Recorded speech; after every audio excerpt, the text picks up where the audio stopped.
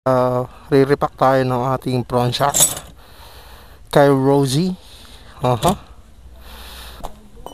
Pork oil national, tapos mayroon tayo kay Chocomoto ng tools kasi wala akong ganito kahaba. So mga babaklasin natin, front fender, and then itong gulong tsaka caliper. So tara guys, let's go.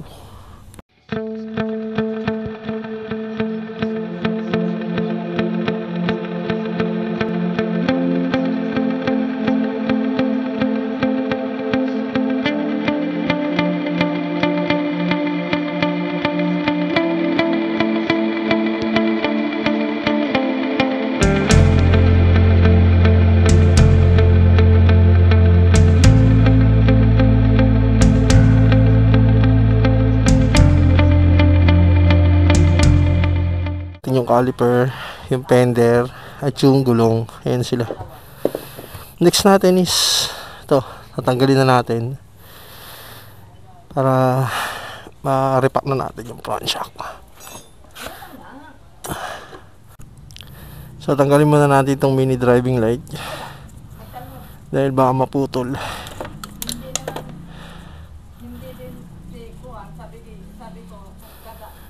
Ayan.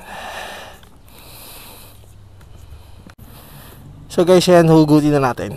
Ganyan lang kadali yan.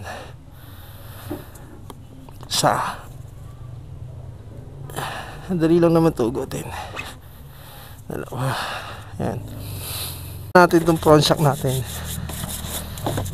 para tuloy-tuloy tayo pagka nag-repack tayo.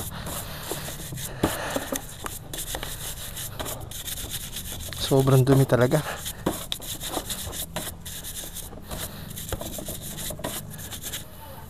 May kalawang no. Pero mamaya mawawala yan. Lilinisan natin yan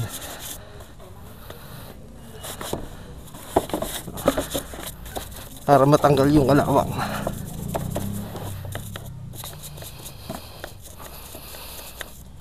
Grabe, sobrang dumi. Yan, balawan na natin.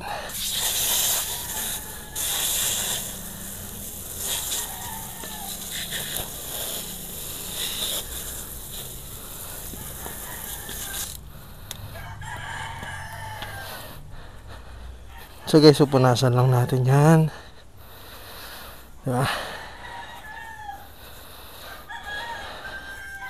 Kailangan may maintenance din itong front shock natin kasi ito sa akin nung April nag-Bicol kami is malayo-layo rin yun. Tignan natin kung ano yung itsura na ng lungs nito. So ito na, gamitan natin siya ng power tool para matanggal natin yung lock natin lahat. Lilinisan naman natin siya gamit ang gasolina para mukhang bago siya ulit. Linisan natin siya.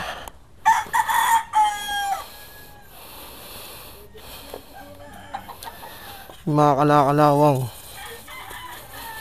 yan o.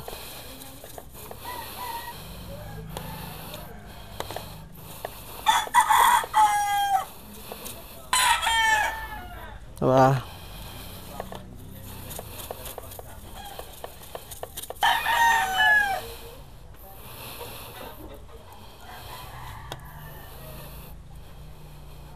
Oh, yung mga spring niya.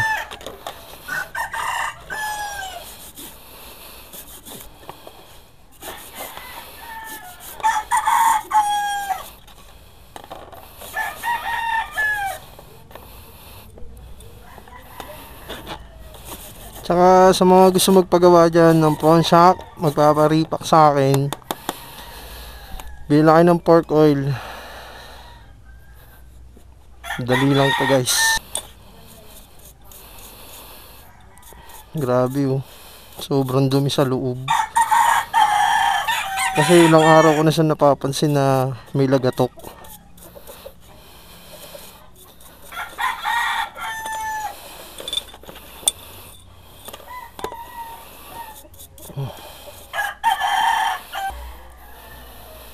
Yung oil seal nya okay pa naman. Lalagyan lang natin ng grasa yung oil seal. Tapos na tayo maglinis. Tayo maglalagay na ng langis. Yan natin na langis yan.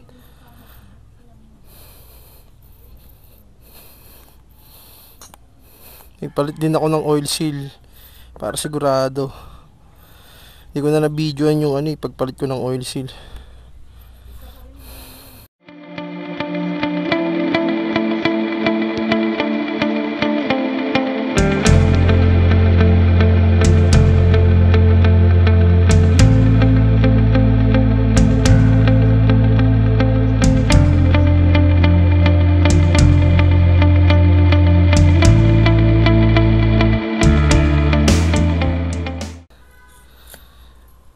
Ganyan ang paglagay ko ng langis, guys.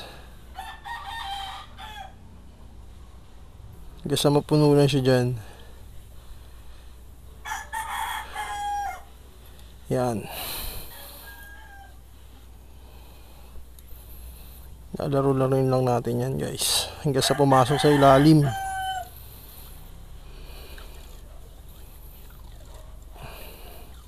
Kanina yung play niya, kung makikita nyo hanggang dito. Mamaya papakita ko sa inyo kung hanggang saan na lang yung play niya. Siguro I think mga hanggang dito siya. Tapos sa pagbabalik ng clip, power tool, special tools. Pitan lang natin dito. Kaya nyo gawin to, guys. Pero sa mga hindi kaya, pwede nyo naman ipagawa sa iba. Or ayaw nyo maabala o ayaw nyo madungisan, pwede kayo magpagawa sa iba, sa mga trusted mekaniko dyan. Alubungin lang natin, tapos balik lang natin yung clip. Diba? Yan, tapos na, guys, ating front shock pre-packing. So kanina kung makikita nyo, yan hanggang dito yung nya, play nya, or hanggang dito siguro. So titignan natin.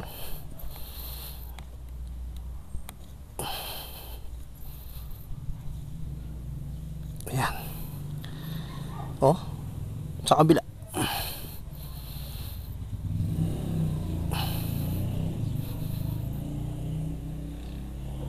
Ayan.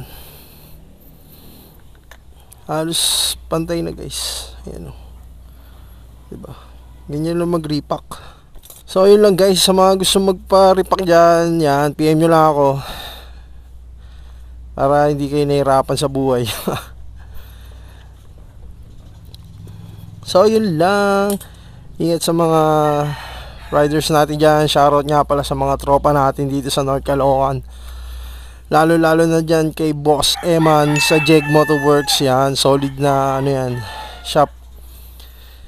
At syempre yung mga nakakakilala sa atin, shoutout din sa inyo, guys. Hanggang dito na lang ating vlog dahil ikakabit na natin to. So yun lang, guys, peace.